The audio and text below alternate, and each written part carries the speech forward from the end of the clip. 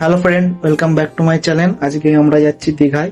তাই আমি এখন রনির বাড়ি এসেছি। ওখান থেকে বারবার ফোন করছে। গাড়িতে গিয়ে ওই সবার কাছে বাকি যে টাকাটা আছে ওটা তুলবো, তুলে তারপর সবাইকে দেখে দেখে গাড়িতে তুলে তারপর আমার গাড়ি ছেড়ে সোজা কোলাঘাটে গিয়ে তোমাদের সাথে দেখা করবো।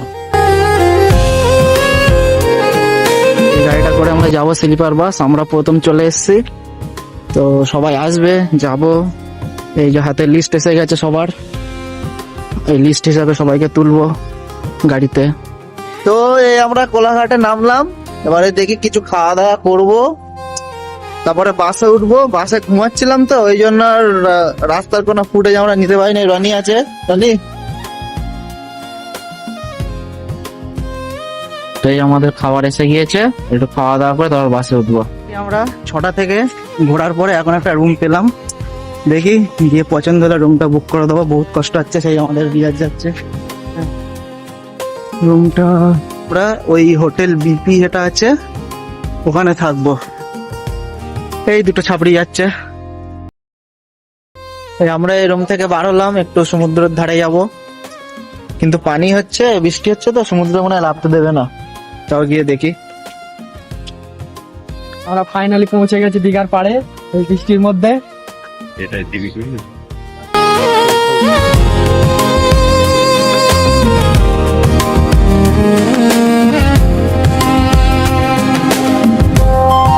বিশাল ঢেউ, বিশাল ঢেউ। এখানে এখন জলে নামতে দিচ্ছে না, কাউকে নামতে দিচ্ছে না। দেখো গাইড, বিশাল ঢেউ চলছে। মন্দির বহুত ভিড়।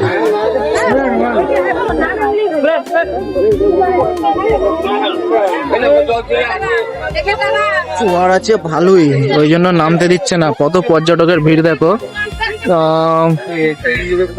অনেক পর্যটকের ভিড়, কিন্তু জোয়ারের জন্য নামতে দিচ্ছে না।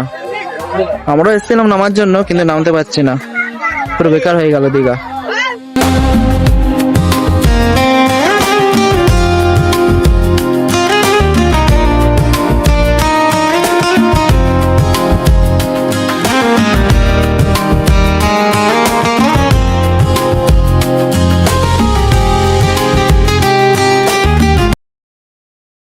Two hours later.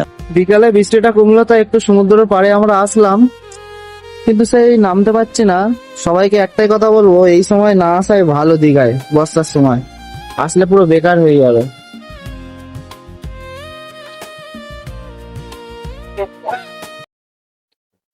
একটা ভিডিও করো কিন্তু। এখন বাজে সন্ধ্যে 6টা, এখন দুপুরে খাবার খাচ্ছে। বিরিয়ানি খাবে ছেলে। बोलो जुबान तीसरी। আর ওর মধ্যে দেখো এত পানির জ্বালায় সব ছাতা কিনে, এই ওরকম বলিস নি, ছাতা কিনে এখন ঘোরা হবে, টাকা উসুল করতে হবে।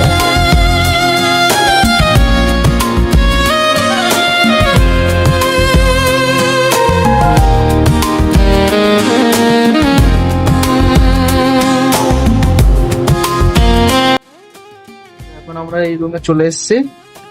তো এই ভিডিওটা এই পর্যন্ত। তোমাদের যদি ভালো লাগে লাইক, কমেন্ট, শেয়ার, সাবস্ক্রাইব করে দিও। আরো ভিডিও আসবে দীঘার।